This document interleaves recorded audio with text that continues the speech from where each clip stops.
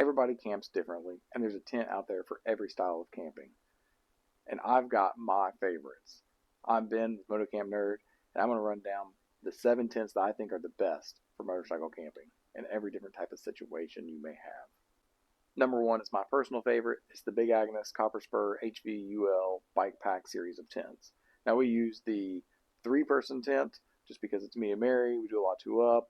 Plenty of room for both of us. There's tons of stash pockets. One of the things I like about Big Agnes tents is the footprint extends all the way out into the vestibule areas. Some of the other tents, they only go underneath the tent. So that's just one kind of perk for me that I really enjoy. The tent is a bike pack tent, so it packs small. It comes in at 13.5 inches long and 6.5 inches wide. It's light. It comes in right under 4 pounds. It's 3 pounds, 8 ounces. The only downside is the price point. The price point for the 2-person is $579.95. For the number 2 is the best mid-range tent. And for me, I'm going to say that's the Kelty Far Out 2. These tents have a good shape, good size. They're a polyester tent instead of a nylon tent, so they're a little bit heavier. They pack a little bit larger. They come in at 5 pounds, 7 ounces for the 2-person. The pack size is 16 inches by 6.5 inches, so still manageable for most bikes and fitting into different types of panniers. In worst case, you can always just pull the poles out and put them somewhere else. One cool thing with the Kelty Far Out is it does include the footprint with it, so that's not an accessory you have to buy. The 2-person comes in right at $199. Number 3 is going to be the best minimalist and ultralight tent, and for me, that's going to be the 6 Moon Designs Lunar Solo. It's really simple setup. You stake it out. It's got one pole. It's easy to use. It's a nylon tent, so it's really light. It comes in just at 35 ounces with the pole and the stakes. They're all sold separately.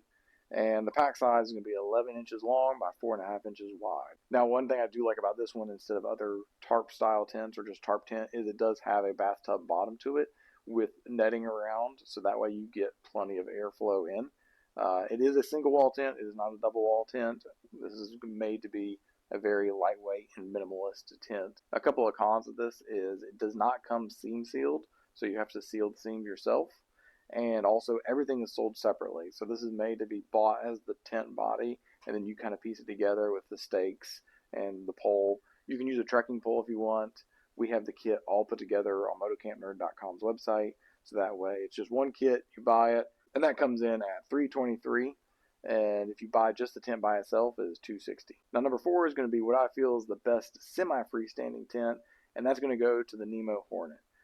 Nemo did a really good job revamp their backpacking tents, and a lot of the backpackers enjoy the short pole segments of bike pack tents. So Nemo has cut the pole segments down, so you can get a backpacking tent with 12-inch pole segments now from Nemo. That pack size is going to be 12 inches by 7 by 3. It comes in a little cube. You can also take the poles out and smash that cube a little bit smaller. The weight comes in at 2 pounds, 8 ounces. The price point for the 2-person tent is going to be $429.95. And one new thing with Nemo is their Osmo fabric.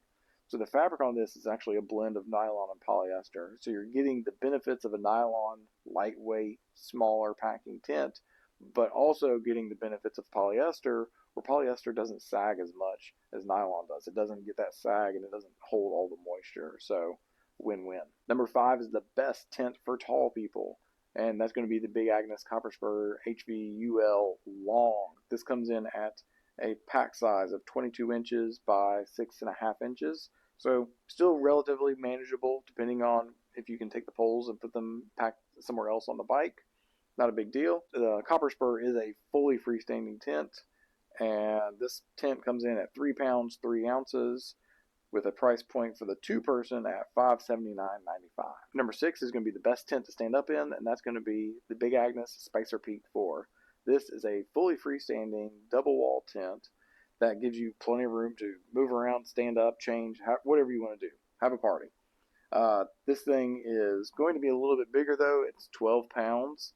And it's got a pack size of 25 inches long by 11 inches wide. The peak height on this is 70 inches, so you've got plenty of room. I picked this one over some of the other ones because there's plenty of family-style tents out there, but they aren't double-walled and they aren't as light. A lot of them are getting into the 22-pound plus range, and so this is actually going to be a smaller packing compared to other family style big dome tents. We can't talk about motorcycle camping and tents without mentioning the original motorcycle camping tent, and that is the Redvers Atacama. This is the original motorcycle camping tent.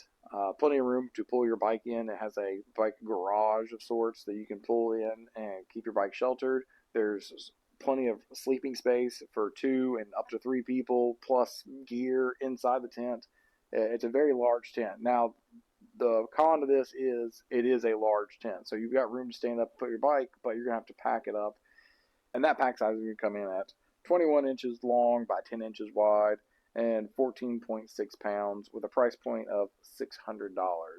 Now, comparing this to the Big Agnes Spicer 4 we just talked about, they're about on the same point as far as pack size and weight.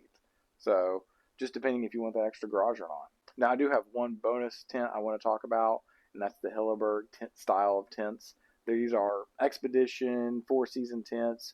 They're super high quality, super heavy duty, but still maintaining lightweight. Now, they're not going for ultralight, they're just going for a lightweight tent for the strength that they can provide. And these tents are used all over the world for expeditions, and definitely something if you're wanting a round the world foolproof tent, then go for it. Those are my favorite tents, and those are what I picked for each one of those categories. So let me know in the comments below what your lineup is for tents in each one of those categories. Thank you for watching, and we'll see you around the campfire.